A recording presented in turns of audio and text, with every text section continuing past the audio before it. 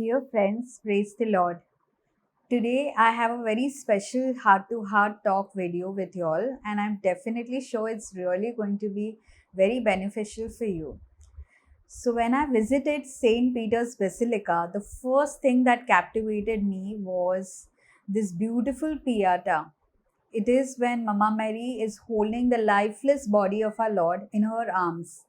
And as you look at this beautiful art and this beautiful statue, suddenly you're transported in a different world altogether. And that's what happened with me. I was meditating, reflecting, praying, and I had no words. I was really admiring this beautiful statue, and it reminded me this of the sacrifice of our Lord Jesus for all of us. And I just saw the face of Mama Mary, and I don't know, her face reflected as if she was trying to speak to my heart, and she was telling me that take care of my children.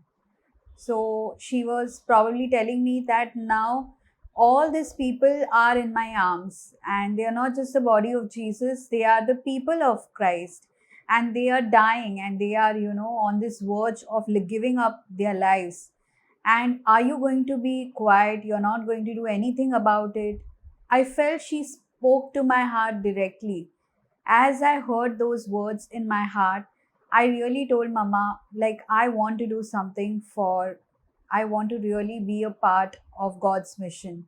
And because I couldn't see her face, which was so worried, so concerned about everybody, and she was asking me to be the change in this world.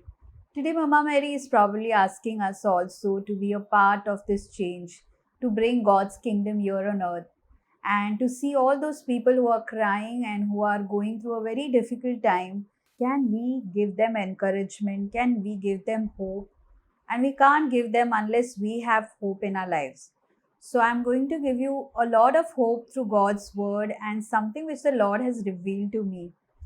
So we all have a philosophy of life, a way of life in which we live our lives. And because of today's social media culture, we all have different philosophy of life, because we all have different people whom we are following on the internet, and therefore we all have different ways of living our lives, different thought patterns, different goals, ambitions and aims. And we find ourselves lonely because we all are divided. We don't have a common goal or a common purpose as we had before. So, what is the philosophy of life dependent on? It is dependent on the love that we speak about. We casually use the word love now everywhere. But what is the definition of true love?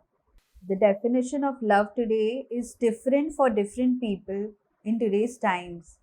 And that is the reason we all are suffering, because our definition of love has changed over the days.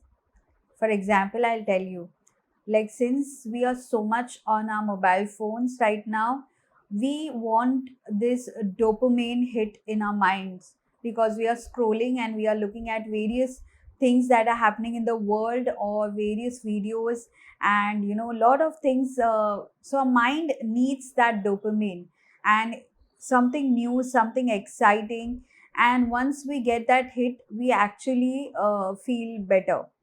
And because of this, nowadays there is a lot of puppy love going on in the world. Instead of real authentic love, there is puppy love. And you know what? Venerable Fulton Sheen said once that if you get married when you have puppy love, you will live a dog's life. So he is basically trying to say that puppy love is not a mature love. Puppy love gives you a lot of feelings, emotions, highs and lows when this person is around you, because this person is making you feel good about yourself. However, this is not authentic love. Authentic love has a very different meaning, which we see in the Bible. It is in 1 Corinthians chapter 13. Love is patient, love is kind, love is not envious, love is not boastful, love does not insist on its own ways, love does not keep a record of wrongs. Love is basically a verb, it is an action. It is something that we perform for the sake of the other. So basically, I think because our definition of love has changed over the years, we find it difficult to connect with people around us, because everyone has a different way of what love is, different definition of love. And therefore, at times when we don't find that feeling from a person, we switch over to another person, and we see whether this other person is giving us this feeling. And it's all about, in living in this delusional world where it's all about emotional highs and lows which a person is giving us, and we are not building real friendships in today's world, because it requires a lot of effort, commitment, self sacrifice, denial, forgiveness, and all these values are no more, entertained in today's world. We are so much feeding our mind with all the rubbish in the social media, most of them, which is actually making our mind, think in a direction which is not as per the gospel. So very importantly, we have to, detox all this, this kind of highs which we are getting. And because it's going to hamper our married life, our family life, our whatever state of life we are, it's going to hamper it, it's going to kill good relationships which we have built over the years, because all that is about profit and loss and transactional love instead of God's agape love, which is driving us. God's agape love tells us that we have to will the good of the other. We have to think about the other person and think what is good for the other person and then act accordingly. And I know it is very difficult because we don't find such examples. We all are some way or the other affected by this modern day terminologies of love. And therefore, it's very difficult to even talk to a normal friend of yours. And, even if you talk to a normal person and exchange beautiful greetings, it can be taken in a wrong way, because the society has trained us, and we don't find genuine people who are genuinely being kind. They are not being interested in us, they're just being kind to us. And we cannot accept that because of whatever is happening around the world, which is all about, this superficial flings and the superficial relationships, which are not even relationships, they are situationships or whatever. So that's the reason we have to renounce these things and build solid friendships and solid relationships in our life. It may take efforts, but they are so fulfilling, because there you can open your heart, you can just be yourself, and you are loved even in your bad times, in your weaknesses. And it's not about highs and lows, because you're not changing your mind here and there. Once I was reading a book by Venerable Fulton Sheen, and he was saying that today we are having this mental fatigue uh, because our mind is not fixed or focused on one particular goal. Because in the morning we are going in one direction, and by the time in the afternoon we already have a different goal and we are moving in that direction. Then we say, no, no, I don't want to get down at Churchgate, I want to get down at CST, I want to get down at Virar. And then because our mind has different goals, and they are changing every second or every minute or every hour, our mind is mentally, we are going through this mental fatigue.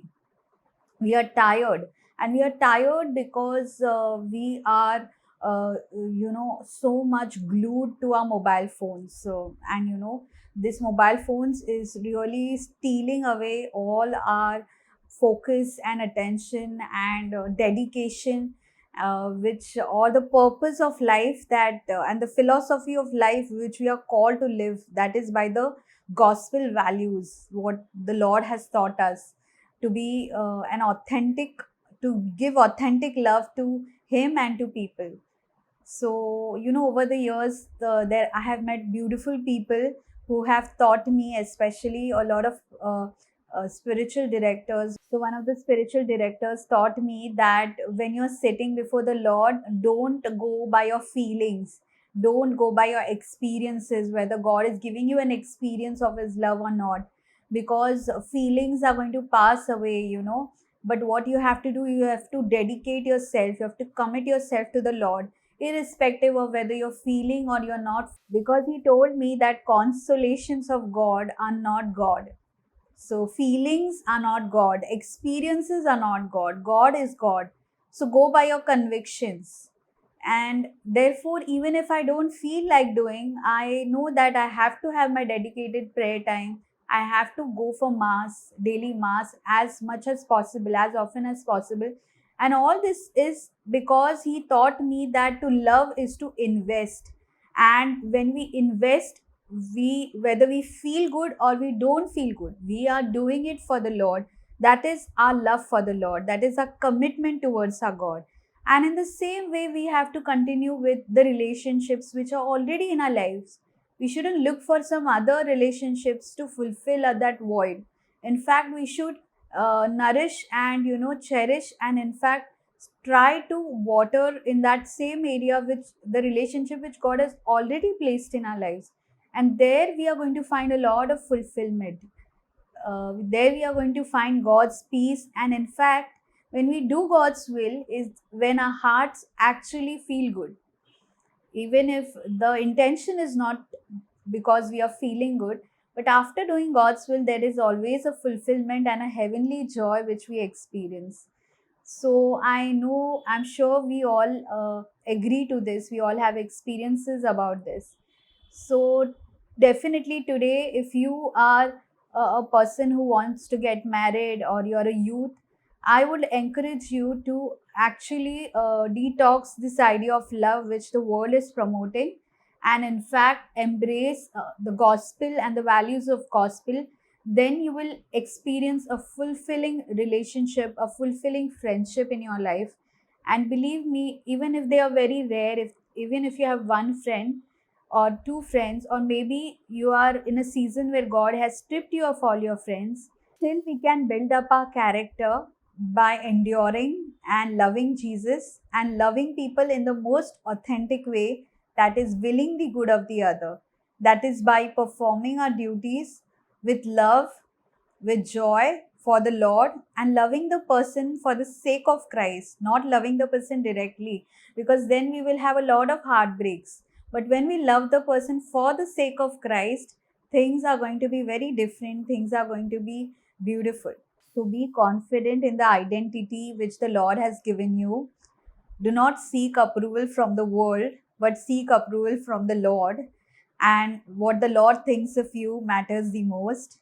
And by pleasing Him is to do His will, that is, by genuinely loving God and loving His people, and working for His kingdom is going to give us that peace and joy and fulfillment which we cannot find anywhere. So let's work for the Lord and let's do His will with all our heart. So let us give up all our grudges and hold on to the authentic love which the Lord taught us on the cross by sacrificing and denying Himself for the love of us. Thank you. God bless you. Bye bye.